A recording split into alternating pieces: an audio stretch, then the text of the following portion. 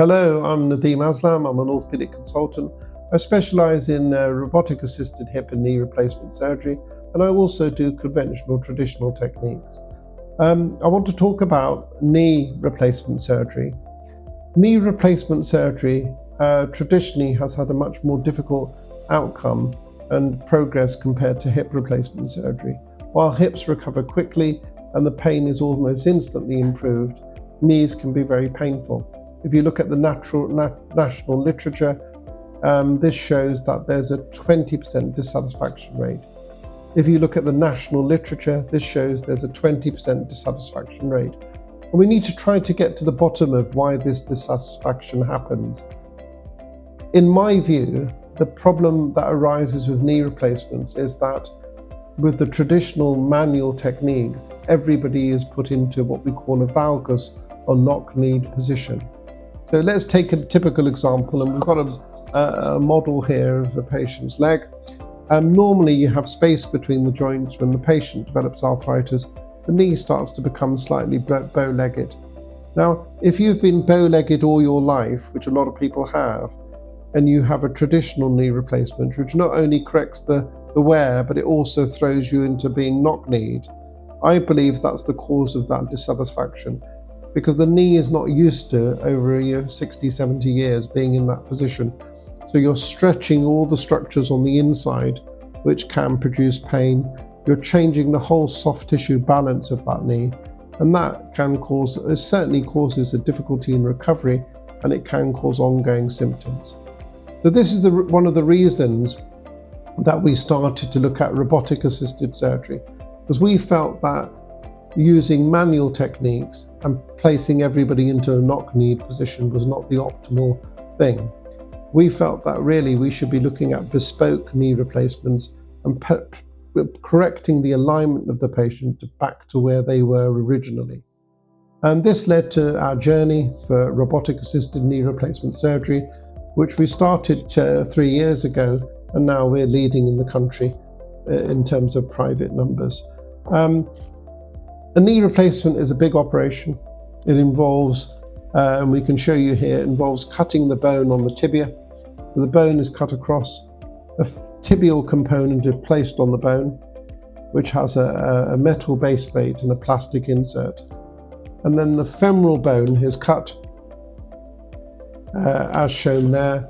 And then this involves a femoral component being placed on the femur. So the actual construct is metal, plastic on metal. Now, whilst it's true that's the construct for everybody, the question is, where do you position that knee replacement? Which alignment philosophy do you follow? And how do you make sure that the knee is accurately tensioned? And the knee replacement can be considered like the hinge on a door. If you ask somebody to change the hinges on a door, but you don't allow them to close the door, they'll change the hinges, but how do you know the door fully closes or fully opens? The question is you don't. So with these manual jig techniques, really what you're doing is you're eyeballing things and hoping that you're going to get full extension, full flexion, and everything is balanced within 2-3 millimeters of human accuracy. Then the other situation, what you're doing is you're assuming that by taking everybody into a knock-knee position is better than what they had and they can sort of recover fully. Now, whilst these operations are forgiving to a degree, knee replacements are not forgiving as a hip replacement, and they will cause dissatisfaction if the component position is not positioned accurately, and more importantly, if the soft tissue is not balanced. A lot of surgeons believe that a knee replacement is an operation where you cut the bone, impact the implants, and that's the end of it. I don't. I believe that the knee replacement operation has two fundamental differences that the surgeon must understand and achieve. Firstly, it's essentially a soft tissue operation, because anybody can put the components in, but if you don't get the balancing of the knee, the function of the knee will not return. So you'll lack full extension, you'll lack full flexion, or you'll have problems with the kneecap at the front. That's the first principle. Number two, I believe that you shouldn't put everybody into a valgus position.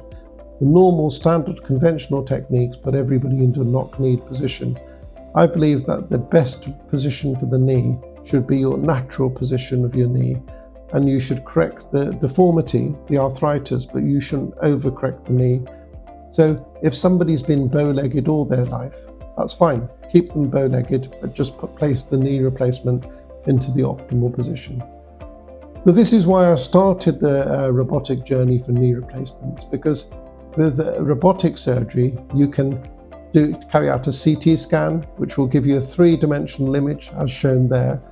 And therefore you have the ability now to preoperatively plan exactly the sizes you need and exactly the position you want.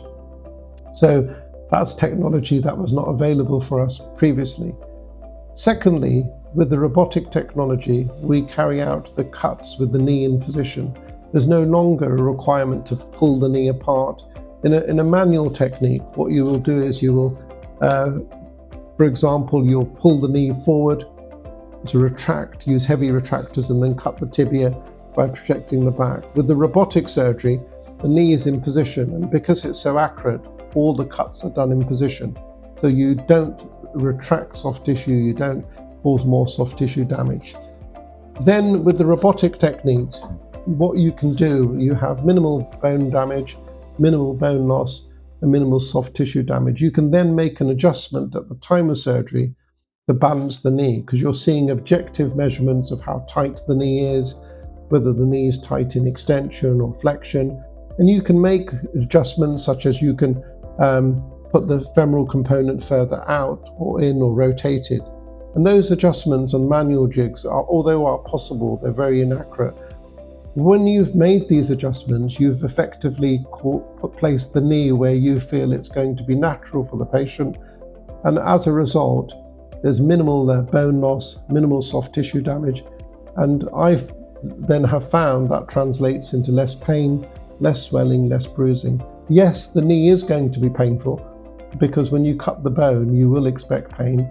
But what you're not going to have is unnecessary soft tissue damage and unnecessary alignment, which we've now found is the way that the knees recover. Once we started using this technology, we now see patients coming at 2 weeks with less swelling and less pain and more function than our traditional knee replacements. We've also now have a number of patients who've had conventional surgery and robotic assisted surgery on the other side. And all of those patients report that recovery is quicker, the pain is less, and the knee feels more natural. So we plan to build on that technology now and to fine-tune techniques further. If you have knee pain or arthritis, please do your research and look into these technologies, and we're more than happy to have a discussion and talk you through the options. Thank you.